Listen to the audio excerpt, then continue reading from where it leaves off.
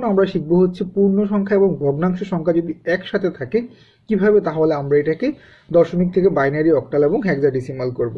এটার জন্য আমাদেরকে যে কাজটা করতে হয়, প্রথমে হচ্ছে কি পূর্ণ সংখ্যাটা আলাদা বের করে নিতে হয়, তারপর হচ্ছে কি ভগ্নাংশ সংখ্যাটা আলাদা বের করে নিতে হয়। বাস এইটুকু কাজ করলেই হবে। আমরা এখন যদি আমরা পূর্ণ সংখ্যাকেও আমরা জানি যে কিভাবে দশমিক থেকে বাইনারি, অক্টাল এবং হেক্সাডেসিমাল করতে হয়, ঠিক এইভাবেই আমরা করব, একইভাবে করব।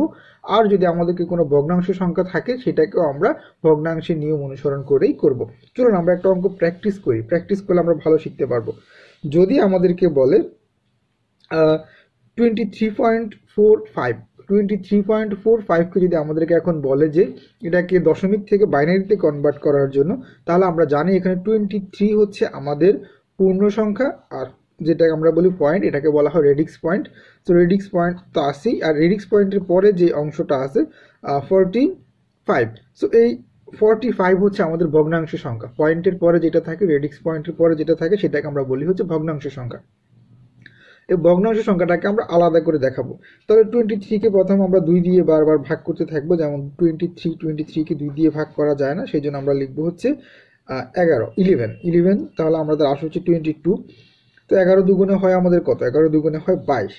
তো এই জন্য আমরা এখানে প্রথমে এটাকে লিখবো হচ্ছে 22, মানে 11 দুগুণে 22, আমাদের ক্যারি থাকে হচ্ছে 1 আমরা পাশে লিখে দিব। এরপর আবার আমরা 11কে 2 দিয়ে ভাগ করবো। 11কে 2 দিয়ে ভাগ করলে আসে হচ্ছে 5। 5 দুগুণে 10, এখানে আমরা লিখবো হচ্ছে 5, আর আমাদের হাতে থাকে হচ্ছে 1, সেটা আমরা পাশে লিখে দিব।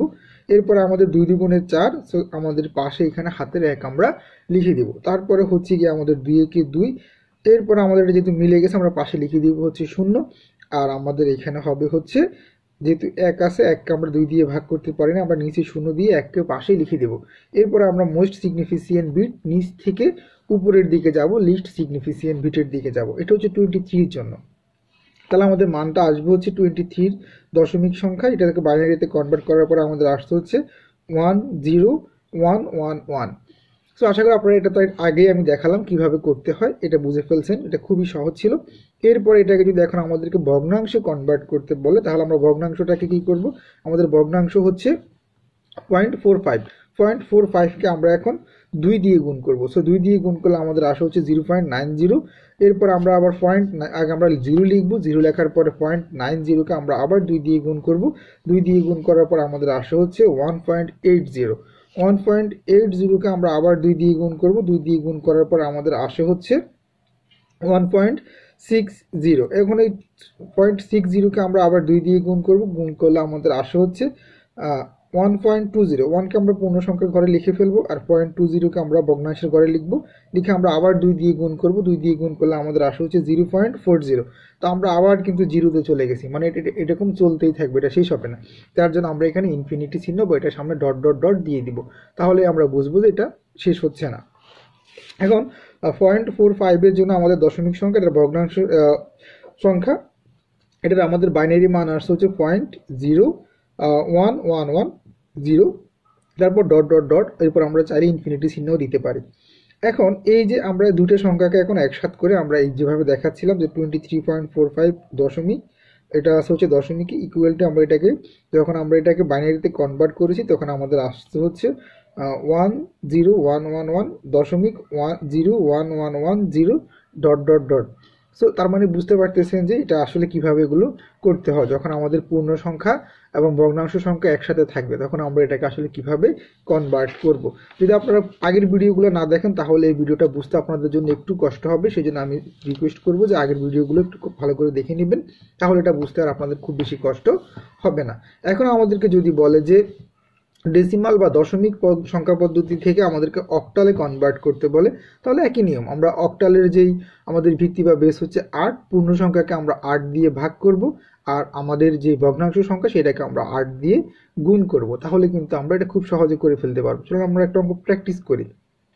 যেমন আমাদেরকে যদি বলে যে 75 মানে 75.105, 105 মানে 1105। সো এটাকে যদি আমাদেরকে এখন বলে অক্টালে কনভার্ট করার জন্য, এটা আমরা কি অক্টালে কনভার্ট করতে পারবো? ইনশাআল্লাহ এখন আপনাদের পারা উচিত, যদি আপনারা আগের ভিডিওগুলো ভালো করে দেখে থাকেন বা বুঝে থাকেন।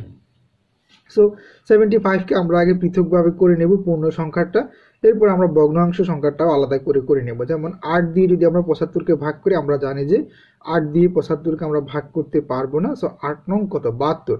আমরা 8 নং 72 পেলাম। আমাদের ভাগফল হচ্ছে 9, আর ভাগশেষ থেকে যাবে আমাদের 3 আমরা পাশে লিখে দিব। এরপরে 8 দিয়ে 9কে ভাগ করতে হবে। 8 দিয়ে 9কে ভাগ করতে পারবো না, 8 একে 8। সো আমাদের ভাগফল হচ্ছে 1, আর ভাগশেষ আমাদের থেকে যায় হচ্ছে 1।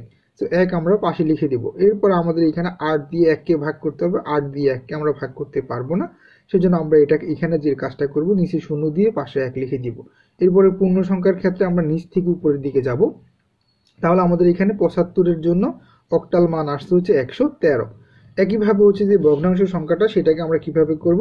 ভগ্নাংশ সংখ্যাটা হচ্ছে আমাদের 0.105। সো 0.105কে আমরা প্রথমে 8 দিয়ে গুণ করব। 8 দিয়ে গুণ করলে আমাদের আসে হচ্ছে 0.84কে আমরা প্রথম 0 লিখব, আর 0.84কে আমরা কি করব? ভগ্নাংশ জায়গায় লিখব। তারপর আবার এটাকে আমরা এখন কি করতে হবে? 8 দিয়ে গুণ করব। 8 দিয়ে গুণ করলে আমাদের আসে হচ্ছে 6.272। এই 0.72কে আমরা আবার 8 দিয়ে গুণ করব, আর 6কে আমরা পূর্ণ সংখ্যার জায়গায় লিখে ফেলবো।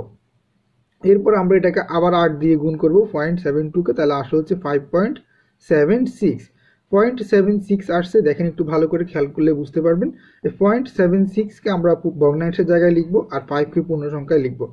লিখলে এরপর এটাকে আমরা আবার 8 দিয়ে গুণ করব। 8 দিয়ে গুণ করলে আসে হচ্ছে 6.08। সো আমরা 6কে পূর্ণ সংখ্যার জায়গায় লিখব, আর 0.08কে আমরা ভগ্নাংশের জায়গায় লিখব। লিখে আবার এটাকে 8 দিয়ে গুণ করব, আসে হচ্ছে 0.64। সো দেখতেই পারতেছেন যে এটা আসলে শেষ হচ্ছে না, আমরা আবার 0-তে চলে গেছি। সো এটা যেহেতু শেষ হচ্ছে না, সেজন্য আমরা ডট ডট ডট দিয়ে দিব, মানে ইনফিনিটি চলতে থাকবে এরকম। তো এরপর আমরা এই দুইটাকে একসাথে লিখে ফেলবো। আমরা প্রথমেই হচ্ছে গিয়ে পূর্ণ সংখ্যার জন্য আমরা যেটা পেয়েছিলাম 75-এর জন্য আমাদের অক্টাল মান আসছে 113। এরপর 113-এর পর আমরা দশমিক দিয়ে আমাদের যেই 0.105-এর জন্য আমাদের যে অক্টাল মানটা আসছে সেটা হচ্ছে 0.06560 ডট ডট ডট, সেই মানটা আমরা লিখবো। তো এভাবে করেই কিন্তু খুব সহজে আমরা চাইলে কিন্তু এই কাজগুলো করতে পারি। আশা করতেছি আপনারা এখন এগুলো বুঝতেছেন, কারণ আমি কিন্তু ডিটেলস দেখানোর চেষ্টা করেছিলাম আগের ভিডিওগুলোতে, এই জন্য আমি এখন একটু ফাস্ট বলার চেষ্টা করতেছি। এখন এটাকে ক্যালকুলেটরে কিভাবে করতে হয় সেটাও আমি আপনাদেরকে করে দেখানোর চেষ্টা করবো ইনশাআল্লাহ।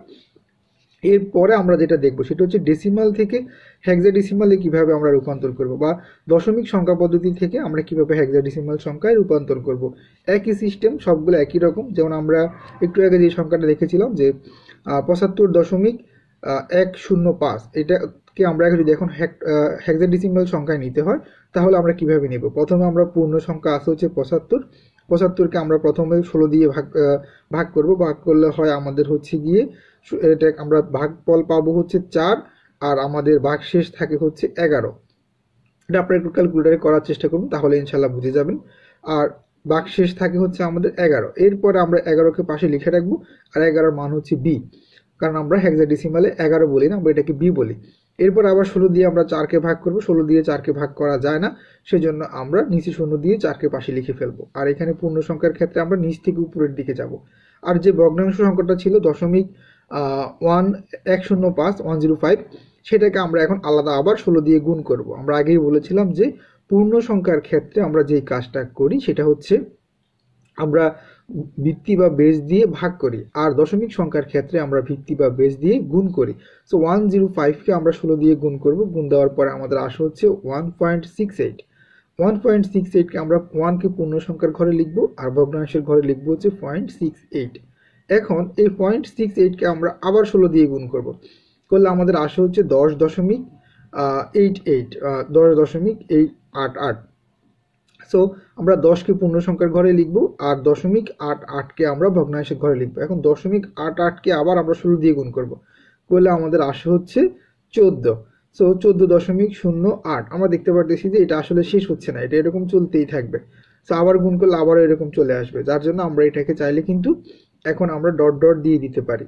সো এখানে আসলে ডট ডট দিলেও হবে, না দিলেও হবে, যেহেতু 0.8 চলে আসছে, প্রায় 0-এর কাছাকাছি চলে গেছে। 1.105 এর দশমিক থেকে আমরা যখন এটাকে হেক্সাডেসিমালে কনভার্ট করলাম, এটার মান আসছে হচ্ছে 0.1AF। 1AF কেন? আমরা এ কে বলি হচ্ছে 10, আর এফ হচ্ছে আমাদের 14। Sorry, 1AE। এফ না, ই হচ্ছে 14, এফ হচ্ছে 15। সো তাহলে এখন 75.105 এই সংখ্যাটা আমাদের দশমিকে ছিল, এবং এটাকে যখন আমরা হেক্সাডেসিমালে কনভার্ট করলাম আমাদের অ্যান্সার আসছে হচ্ছে 4b, তারপর হচ্ছে দশমিক 1a ই। সো 1a ই এটা হচ্ছে আমাদের আনসার। আশা করি বুঝতে পেরেছেন। এখন আমরা দেখবো হচ্ছে ক্যালকুলেটরের মাধ্যমে কিভাবে আমরা এটা বের করতে পারি।